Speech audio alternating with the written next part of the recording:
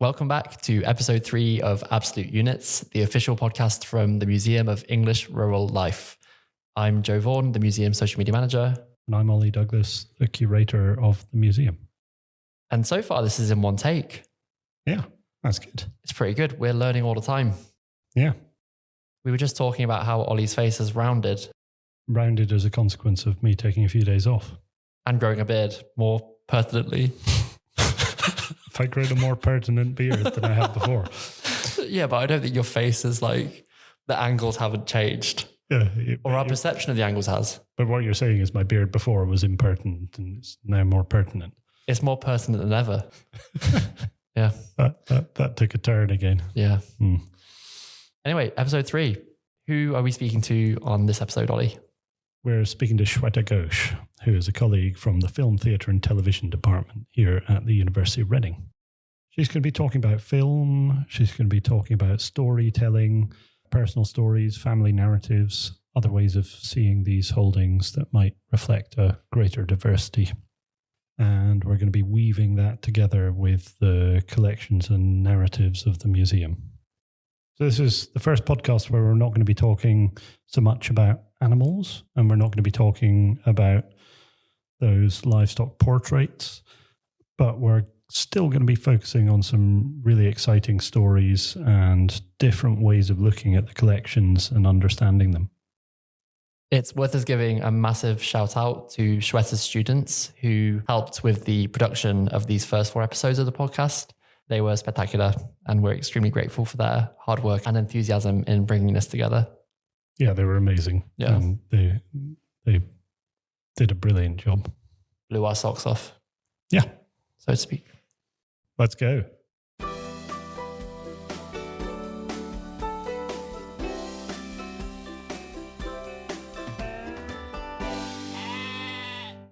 The Merle was created as a museum of technologies and tools, a way to preserve the machines that made rural life possible in Britain before the mid-20th century. Increasingly, though, we're becoming a museum of stories. Who are the people who use these tools, and what can their lives tell us about our history and heritage? Here to speak with us about storytelling, filmmaking, and international rural culture is lecturer in screen practices and industries at the University of Reading, Dr. Shweta Ghosh. Thank you so much for being here. Thank you for having me. It's lovely to be here. So, Shweta, we're actually on your turf recording this in the Department of Film, Theatre and Television. So Katie and I are slightly out of our comfort zone. We're surrounded by recording equipment that's probably more familiar to you than to us. But if we were down at the museum, we'd be surrounded by lots of tangible things, lots of sort of inanimate objects from the past, a little bit of film, a little bit of sound running through the galleries. But it's a kind of different world to the world that you work in. So I wonder whether you could start by telling us a little bit about how you came into filmmaking, and maybe we could get on to how filmmaking as a medium differs from the work of curators.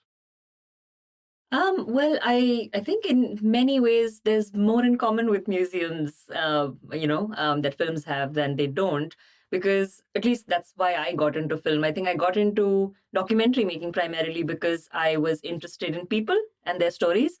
And that's sort of what you do too, in a way, just in different, turfs. But it helps to understand what the strength of each medium is, obviously. And there's a way in which film can capture what doesn't exist as well as what exists. But I think I've been very, very interested in how the Merle actually kind of has these objects, and then the stories that connect up to those objects actually kind of give it a lot more texture. And in many ways, filmmaking, at least say ideas of mine, like I've worked on, say, memory and cuisine, that has been triggered by objects that I have encountered, landscapes I have encountered, people I have encountered, and all of that kind of comes together beautifully in both film and museum context, I think. So the material triggers are still there. It's just a kind of different response. Yeah. Yes, very much so. Because I think stories are documented in many, many ways. And I think you can do that through objects, you can do that through writing, you can do that through film. And film can have so many. I think we don't want to restrict film to just being what we feel is audio and visual. It's such a multi-sensory way of, thinking about things that I'd like to feel the vast expanse of a sea. When I, see an image of it, I want to hear that. I want to feel that sense of saltiness in my, in the air. I want to feel the crashing of waves somewhere in the distance. And I think film can trigger that, but an object, a grain of sand, can also do that.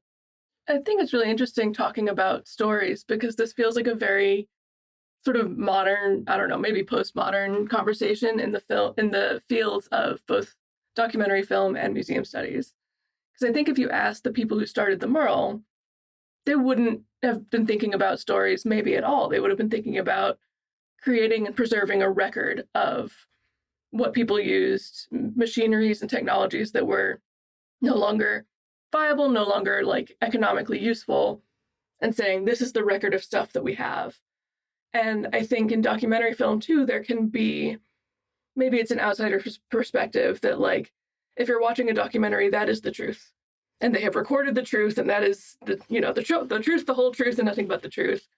And I think now we have a much more nuanced view of, part of a curator's job, and certainly a director or a producer's job, is to decide what stories you're going to tell and to acknowledge that they are stories and not like the complete record of everything. I mean, I think it's a cliche to say that like museums only put 10% of their holdings on display and the rest of it's in store. That's not true for us because we have open stores up on the mezzanine. But I think one of the challenges in both disciplines is figuring out how to bring those stories to life and which stories you're gonna put at the forefront. And I don't know. I'm interested to hear from you, Ollie, because you were here when we redeveloped the galleries, how you sort of brought that sense of narrative to redeveloping what the Merle looks like. Yeah, I think that's exactly right about that shift from a collection that was this begat that technology chronology in a way towards something that's much more focused on stories. Luckily for us, our predecessors in the museum did gather documentation about the things they were acquiring. They did ask questions at the time of collecting. So we know a little bit about where these things came from, who owned them, who used them, who made them.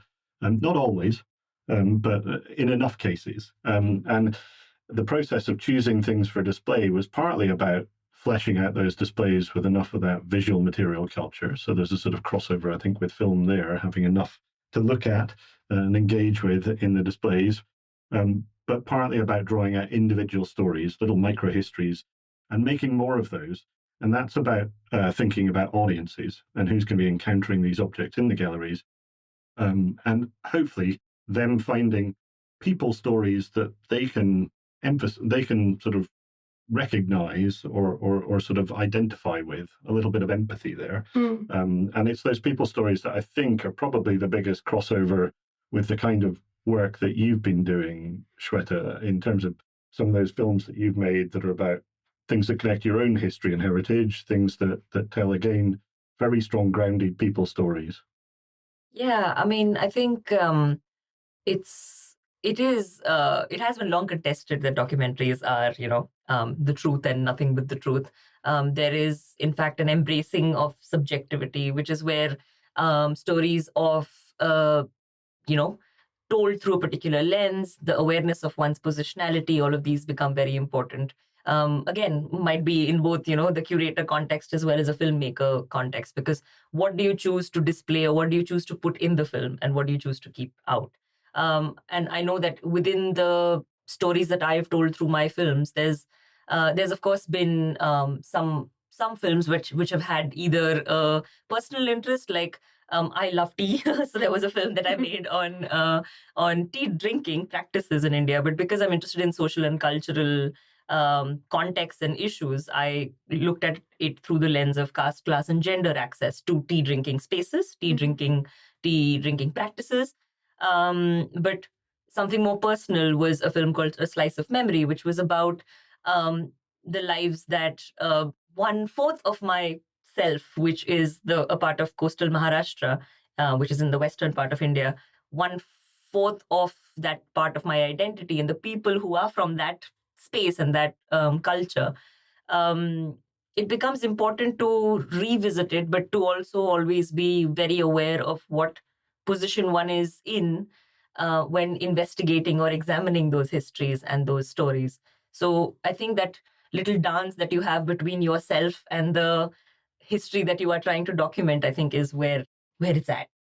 Yeah, I think there's something amazing in that film, though. Having watched it, the way in which you use sound and image in a really powerful and evocative way, it situates the viewer in context, and that's one of the big challenges we have for a rural museum that's in the middle of a big urban centre like Reading, is trying to use little tricks that are sometimes about visual content and they're sometimes about audio content, and it's about trying to just get people to forget that they're in the middle of Reading just for a second. Imagine that maybe they're in some, idyllic pastoral scene, or maybe battling against, horrific weather, and they're out there on the hills with a shepherd or whoever it might be. But that use of sound and image to recontextualize the viewer is a really powerful thing that comes through strongly. How do you think that works in relation to the past? That's an even bigger leap, isn't it? I think so many of us, we have different ways of accessing the past. Some of us have a very clear image of it in our minds. Some of us need a particular kind of, trigger, like a sound or like an object. For me, I know the past exists very much in physical objects. I really enjoy collecting like little bits and bobs. Like there'll be tiny objects that I'll see, which will be my understanding of that moment, and then I kind of hold on to that object, and every time I look at it, it takes me right back. And I find that a lot of my films and my kind of examination or my exploration of ideas and concepts and themes and cultures through those films rests very much in those objects or those kinds of actually textures. Tactile experience very much kind of triggers memories for me. And then that's how I try to translate it as well. But obviously, film being a primarily audiovisual medium, it becomes difficult sometimes to bring in that tactile kind of, element. So it has to be through as many senses as possible. And then you hope something sticks, basically. Yeah. It's interesting because you're kind of pulling on different levers. Excuse me. Sorry, producers. You're pulling on different levers depending on which tool set you have at hand, right? So the wonderful thing about film is it gives you this world of evoking emotion. I'm thinking about films that are, lit entirely by candlelight. If they're set in a time before electricity, you don't necessarily have a sense of what it would be like to live there until you see it, and you see the way the light falls on people's faces, what they're able to do.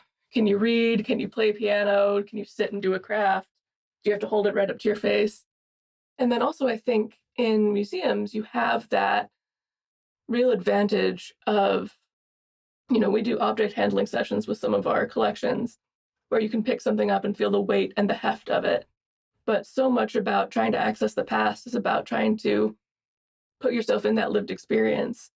And I think it's so important to have that sort of sense of object handling and being able to put yourself in the shoes of someone who's doing that work. I mean, I'm thinking about one of the films in the Marls galleries. I think by the Voices and Views, there are people who were doing crafts or turning something on a lathe. Am I remembering that correctly?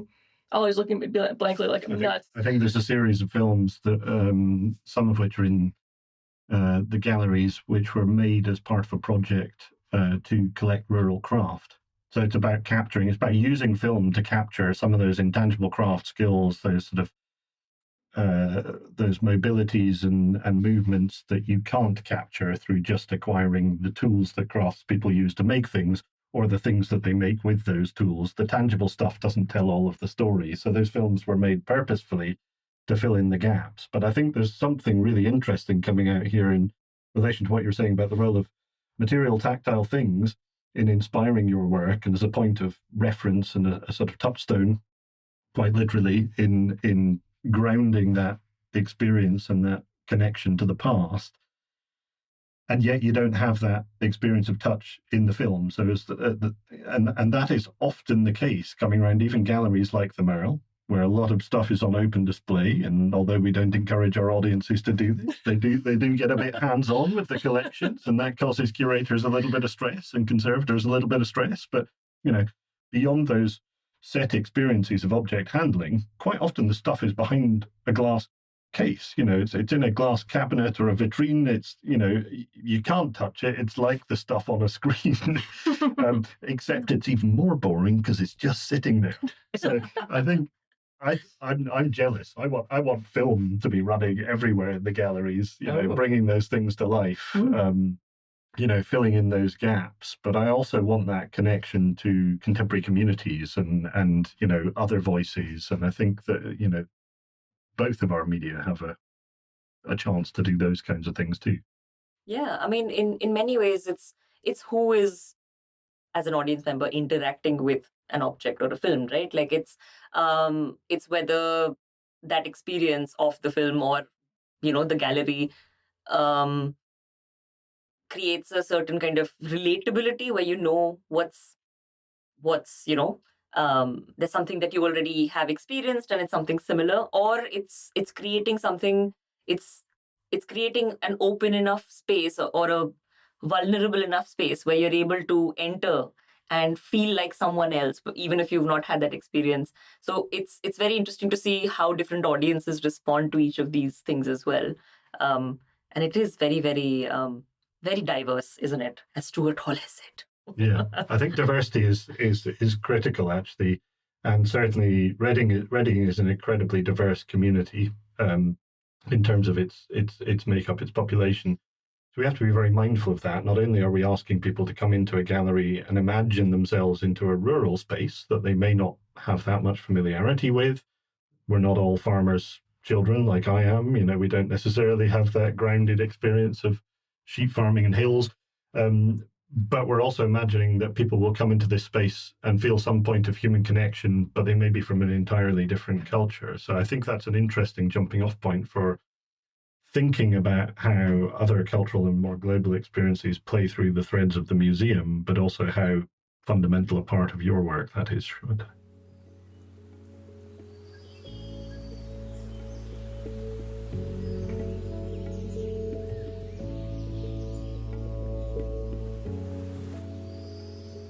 So Reading is known for 3 Bs, beer, bulbs and biscuits. The beer is Simmons Brewery, which is now the site of the Oracle Shopping Centre. The biscuits was Hundley and Palmer's, a big sort of global biscuit manufacturer, which had nice tins. And the 3rd B was actually Sutton Seeds, who also produced bulbs, hence the B. So it's a bit of a fudge. But Sutton Seeds are interesting insofar as they had headquarters in Calcutta, and that connection between the collections that we hold at the museum, which includes the Sutton Seeds archive and loads of material connected to them as a firm, and both colonial India and other histories of India, is really quite a powerful point of contact. And I wonder whether there are particular things that you encountered or felt when you first came to the museum, Shweta, that reflect either those aspects of your cultural heritage or other things that you know that jumped out to you. Yeah, I mean, I think I first visited the Merle in 2016, and at that point, it might have looked different than it does now. But I remember thinking that a lot of what has been kind of represented as the past here, which it is, I mean, it is the past here, is very much the present in India, even if, you know, things have developed and changed, and not all of India is an agricultural nation, but we're still very much, agriculturally led. So there's a kind of criticality that you bring to your reading of everything that you encounter, because then you're like, yeah, that I've seen that plow, you know, when I went to my grandfather's place, or I've seen a particular spice box somewhere, which is a different version of it exists in my own home. So you start thinking about what past and present means, and it's almost like moving across geographies, but also moving across time within those geographies, which is always interesting and slightly disconcerting, I would say, as well. Yeah. Yeah, and the spices are obviously moving across geographies as well. So we have a couple of spice boxes on display in the hearth and home section of our galleries, and one has these little square black boxes with sort of gilt style writing that have the names of particular spices, so ginger and pepper, and the other is a little round tin with a hinged lid with little sort of pie segment style spaces inside it in which to put different spices. But those spices, of course, even though they would have been used in a rural kitchen in England historically, would have been imported from South Asia. So they're probably coming from India, probably during the colonial period. So the points of connection are there. But I think there are interesting other connections with spices that you feel are important. Again, coming back to that idea of personal storytelling and connectivity with objects. And could you tell us a bit about that?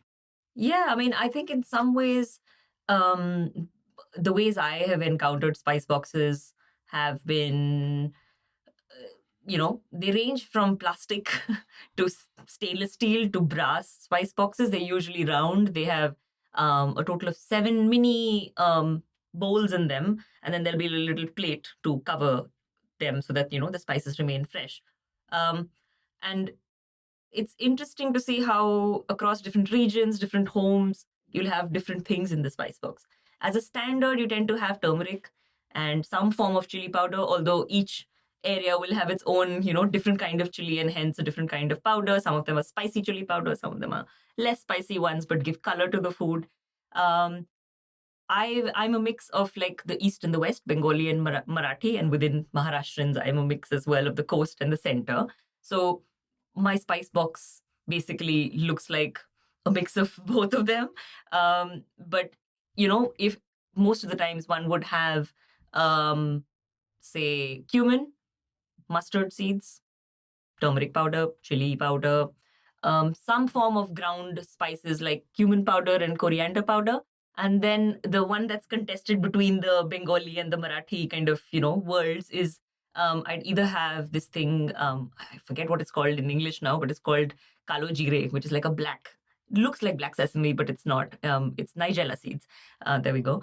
And I'd either have that in the Bengali kind of world, or I'd have, something else like carom seeds in the Maharashtrian one. So it depends very much on how I'm feeling and what I'm using more in my cuisine. But I think has translated into how I have understood cuisine and cultures across the country, because there's so much emphasis on authenticity and purity of what a particular cuisine tastes like. It really does change. Recipes change. Histories of those recipes change from region to region, from home to home. And I think the spice box is kind of representative of those changing histories and those various interpretations of one's own regional culture, even. So this came up in your tea film, didn't it? And I think I had misunderstood chai to be something that was always spiced, but of course that's not the case. And there are lots of different ways of taking your tea. Is there an English parallel to that in terms of the contentious one way or the other kind of way of doing things? Oh, yes. I mean, I think there's it's the scones question of cream or, jam, because it's, well, even within the same home, I know my sister loves spiced tea, but I hate it. And there are different ways in which you would drink tea which is spiced. And something is usually, the spiced one will be boiled with the spices that you want. But across the country, because of this film that I made, I discovered that some places will put this kind of moss or a lichen, it's called, which you would put in your tea. And that has a very different flavor. And that's usually in the colder parts of the country. And then further, in the hotter parts, you might have cardamom, which cools the body. In the warmer parts, you might also have ginger, which, kind of warms the body up. And then people like me only have that when we have a cold, because I do not want any spice in my tea. So I get very annoyed when I look at chai tea, because it's called chai tea, which means tea, which I think a lot of people have already contested. But it's also about just wanting a cup of tea in Reading, which I either have to have a sad, sappy cup of a tea bag tea, or I have to have the spiced version. I can't have the one that I usually have in the morning that I do. So it's unfortunate, but it's true that, certain kinds of things have traveled here. And of course, because of the spices connection to India, I think that's the spiced version of tea has traveled the most. But there are many, many versions of tea, including salted tea. Wow. I'm not sure about salted tea. I'm more of a coffee man myself, but I think all of this is making me think about those individual stories that people bring to the collections. You talked a little bit about encountering things in the galleries that make you think about places that you've been in India, that perhaps these things are beyond living memory in UK food and farming worlds, but they might be still sort of heritage practices that are still active and living culture in parts of India.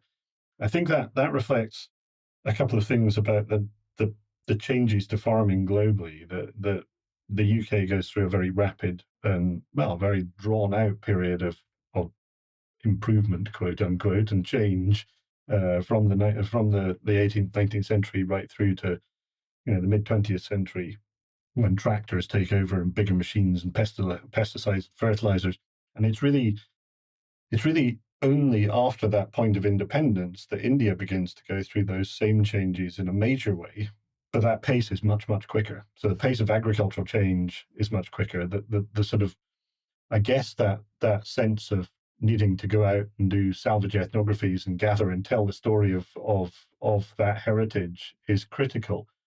Has that played a part in the work that you've done as a filmmaker in terms of, the stories that you want to tell? Is there an urgency to that? And how is that sat with other producers and filmmakers and the way in which they work? In many ways, a lot of documentary filmmaking in India, I mean, you've kind of acknowledged the fact that there was a very quick growth, in quick changes in agriculture and in society in general after independence. And that's created, there were always huge disparities. I mean, the caste system has played a huge role in doing that, but also economic growth and, many other things have resulted in wider gaps between the haves and the have-nots, if one wants to call it that. And as a result of that, the ones who are in urban centers very often are extractive about the storytelling that they want to do of rural spaces or of, marginalized communities. And I count myself as someone who tries not to do that, but your own caste, class, societal location can result in it still being extractive. So I'm very aware of wanting to not make the stories about me going into some space unless I have a personal connection with it, which is why that explains my kind of a slice of memory, which was very much about my own identity and an exploration of that, and then the communities through that process of exploration. It helps locate it as a kind of history that is contextual, which is not kind of, here's the truth of it all again, this is not the only truth. But I think there has been an urgency to document those stories because my grand uncle and aunt who featured in the film were 90 plus at the time. So that was the reason I felt the urgency. But otherwise, there are so many filmmakers out there who are doing some wonderful work, especially the work that's coming out of India right now, both in fiction, non-fiction, and, hybrid forms. It's been fascinating to see what kinds of stories we're telling of marginalized communities within both urban and rural centers, because I'm excited to see that it's no longer as extractive as it used to be, because there was a certain period in post-independence where there were educational documentaries which were very didactic, very here let us tell you about this world and let us educate you about what you should be doing. And documentaries kind of followed that kind of a pattern for a very long time. But now it's become a lot more contextualized in terms of how we navigate history, how we tell histories. And I'm hoping that I can, my work has also featured in that part of the storytelling rather than the other side. So who's doing the best work? If you were going to tell our listeners who they should go out and seek out, do you have like a top 3 filmmakers or films that they should look for? I actually have, so there's a film that's making waves right now, which I would highly recommend. It's called All We Imagine as Light. It's a filmmaker called Payal Kapadia. The film, as well as her, they've been nominated for 2 Golden Globes. Wow. And they won at the Cannes Film Festival as well. And I mean, that film, there's ways in which I can critique it, of course. But I have found that film is one of the kind of strongest stories about urban migrant life in Mumbai. which there are many other strong films as well. I love The Lunchbox by Ritesh Batra as well, which I have made, some video essays on. But I have found that Always Imagine as Light has a way in which it kind of brings together forms, it brings together different histories, not just of the fictional protagonists, but also of, wider migrant experience in the city. I have learned a lot from the work of Professors Anjali Montero and KP Jayashankar. They were the kind of people who led the center in which I did my master's, but also their work has been instrumental in me thinking about these questions of critical positioning, who are we to be extractive. All of those questions have been very important to think about. But all of these are, some of these recommendations are timeless, and some of them are like, oh, you must watch it now. It's in the theaters. So, yeah. I mean, I think coming back to the word extractive that you've used a bunch, it's a really useful thing for us to think about, especially as we think about our own work in the museum. I wonder if you could give us your definition of what that means and how you see it impacting the work that people are trying to do. I think for me, extractive would mean someone who's in a position of power, whether this is because of, the money they have or where they're located in terms of their social and cultural positioning, going into another community that might not have the time to give to, for that film, but they do because out of, they're just generally being nice. And then you take that story, you turn it into something else. You will always interpret histories and stories in particular ways, but there is not always an acknowledgement of how much it has cost the communities that you have worked with. And then one goes ahead, one takes that film, which does extremely well, and kind of moves forward with one's own life and one's own CV building and one's own, cover letters and wonderful things are happening. And you forget about the communities that actually helped you reach there. None of that success, none of that resource ever reaches the communities again. That is what I think is extractive. And the hope is that more collaborative processes can actually help change that dynamic. I think back in the 50s, when the Museum of English Rural Life was established, arguably some of those processes were quite extractive in that way, same way as well. It was people, middle-class people, academic people within a university context going out and asking, often actually asking middle-class and upper-class landowners for objects to represent and tell a story about working people's lives. The working people didn't always own those things, the tools and the plows and the things that you encounter when you wander around the galleries now. They didn't necessarily belong to the working people whose lives they're used to represent. So I think there's a really powerful message coming through there. And I think it plays out in the sort of community-led and participatory ways in which both filmmakers like you work and museums like the Merrill now try to work as well.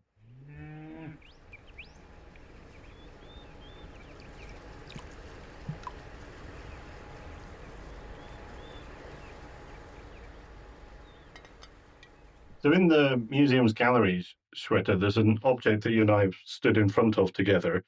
And we actually had interesting conversations about chai and about milk and some of the things that we've been talking about already. It's a back can from northern England. And a back can is basically like a giant milk bottle, but it's a milk bottle rucksack that people would have carried up into the hills to milk the cattle in situ. So rather than cows coming to the milking parlour, and people milking them there, you went to the cows. So that's a sort of heritage practice here.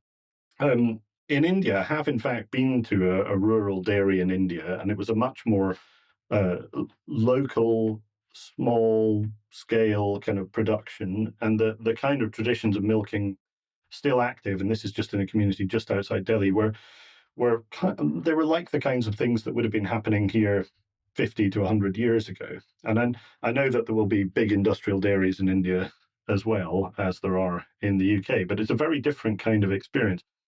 So I think in some ways, in order to get my head round what it would have been like to be a small-scale dairy producer in the north of England historically, maybe having that different kind of relationship with the landscape, with the livestock, with the production process, it might be better for me to reach out to people in parts of rural India and have those conversations, a different kind of source or originating community to have a kind of conversation with about in participatory ways, in sort of community-led ways. Are there ways in which you think we could be working more effectively in that way with the collections at the museum? And what is participatory filmmaking? How is it, more empowering for communities? I think participatory processes in general involve communities in the process of making meaning. They can make meaning through storytelling. They can make meaning through filmmaking, which always has a bit of a technological additional, challenge. There's all media that you can use in participatory processes and storytelling and meaning making. So that can be relevant across participatory filmmaking processes as well as, curation processes. But it could also be in terms of understanding how audiences are engaging with the collections, but also what should be in the museum, right? So there are multiple ways in which one can incorporate that, but the strength of the process is in the process, which is about understanding why people are saying what they're saying, where they're coming from, and how that changes one's telling as well as one's receiving of history. I have found participatory processes to be extremely empowering because there's so much learning there for the one facilitating the process as well, as much as there is for the person who's actually, kind of developing materials or going through that process with you. We're all kind of in a shared collaborative space, and collaborative and participatory processes are slightly different, but you're creating content is the worst word one can use here, but you're creating content, you're co-curating materials together with, again, the contextual detail, of each and every participant's history, socio-cultural location. And that, I think, is a huge strength, because then we're no longer telling stories from one perspective. And content feels, forgive me, Katie, it feels a little bit like a word that you might use in talking about digital engagement and it's socials. It's a terrible word. Don't get me started on content. Let's have a chunk of stuff to share. Yeah, no, content reduces art and craft and writing and filmmaking and all the wonderful, creative, poetic things that the human brain is capable of into a chunk in a content management system. So yeah, no, I'm not going to be defending the word content here, but it is useful in certain contexts. This sort of speaks to one of the challenges, though, for me with participatory process and community-led process. So we do use those kind of approaches in the museum, and particularly that's been driven forward by our colleague Philippa Heath, who does our learning and engagement and leads on that kind of community-focused work. And obviously in those processes, the content, the output, the end result isn't necessarily the aim of the game. It's about, as you say, it's about the process and the process you go through and the steps that you take. But a lot of what traditionally curatorial practice leads towards is an output. It's about, let's stick some stuff on display, let's create an exhibition, let's write a paper about the history of this tangible thing, let's collect a thing. There's an end result. So the process somehow becomes less important than the end result. And I think that's a problem that I have in terms of the shifting practice of what I'm supposed to be doing with the heritage I look after has to move more towards being about process. And yet there are always these sort of requests for the piece of content at the end of that journey. How do you find that fits within the filmmaking use of participatory practice? And maybe particularly thinking about participatory video making and those kinds of engagements, that is a tool that you involve people in.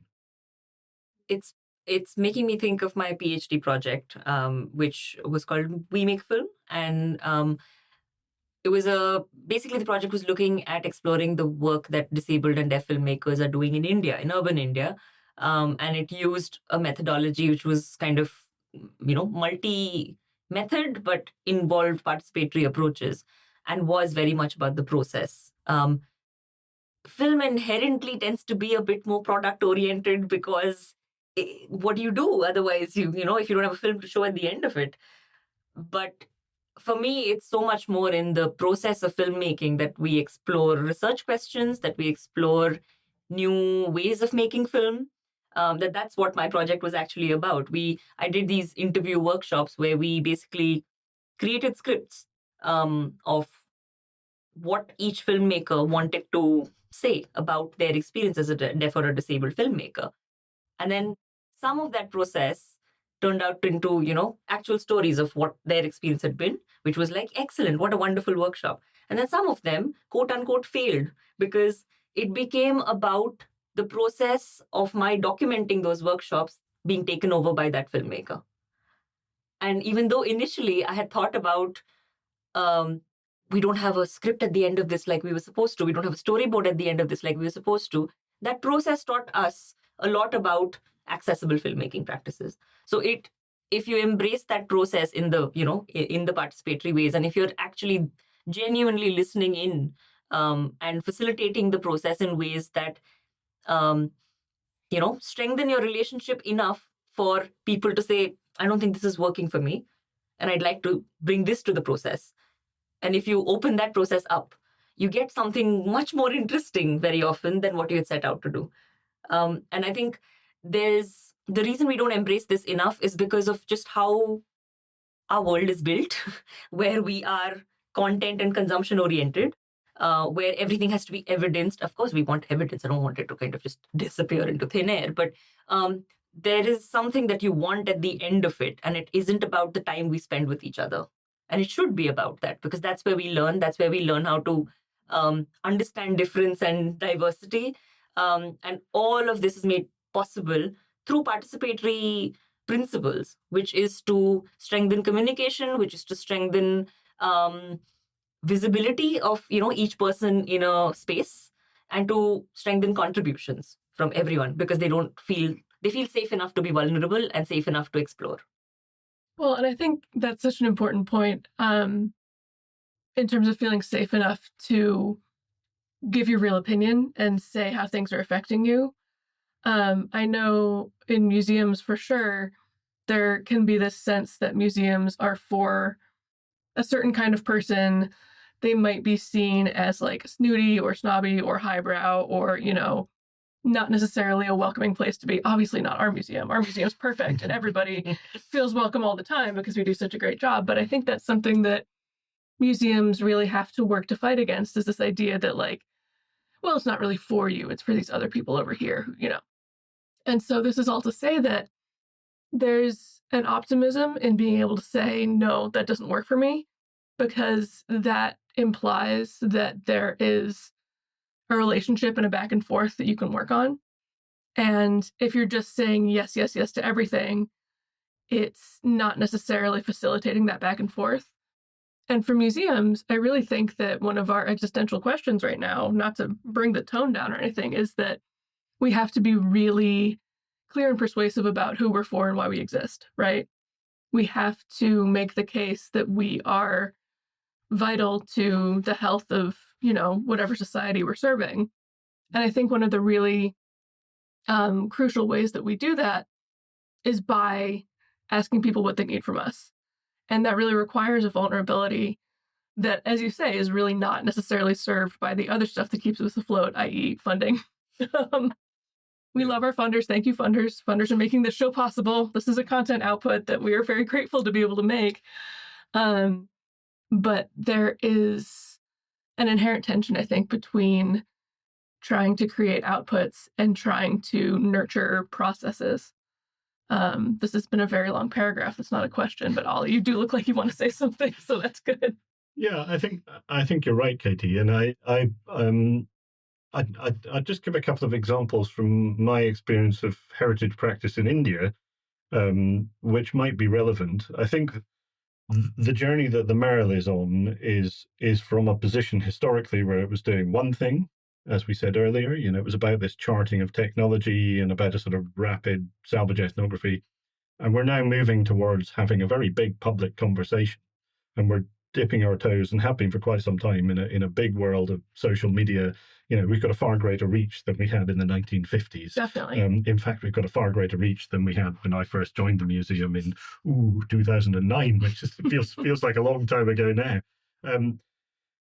But I think there are two really interesting examples of organizations or projects in India that are worth reflecting on. One is the Indian National Trust for Art and Cultural Heritage, who do a whole load of practice, a lot of which is quite academic and it's quite scholar-led, and they go out into lots of communities, tribal communities and other environments, and they collect and record information and use that in a way to bolster and support those communities and capture and tell their story. Now, you could argue that some of that's a little bit extractive, but I think it's also meaningful and powerful in the current social context that they're working within.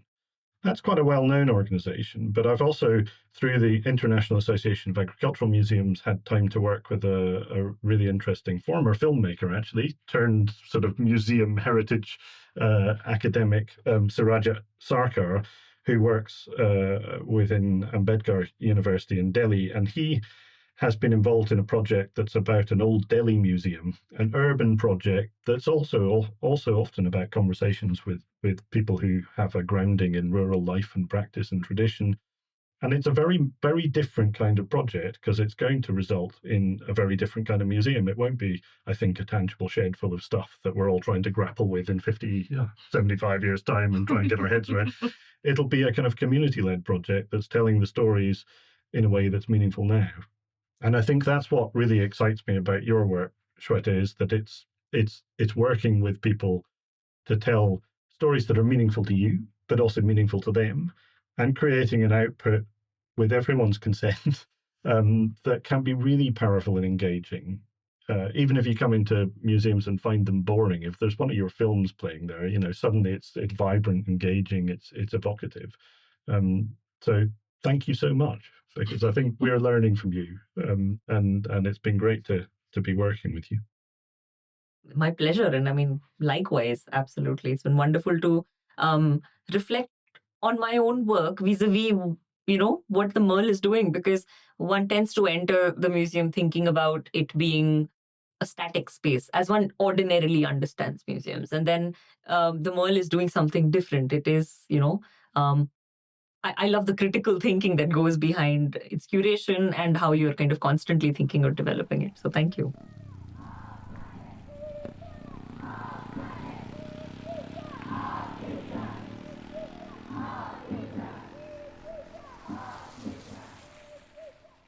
That does it for this episode of Absolute Units. We'd like to thank Shweta so much for being here. Where can people find out more about you and your work? All the films I've spoken about and a lot of new things coming up this year are going to be on my website, which is www.shwetaghosh.com. It is my name, so that with the www and the .com at the end. And yeah. Awesome. Watch the space. We'd also like to thank the Arts Council for making this show possible, as well as the Film, Television, and Theatre Department of the University of Reading. This show is a production of the Museum of English Rural Life as part of the University of Reading and Museums Partnership Reading. Thank you all for listening, and we'll see you next time.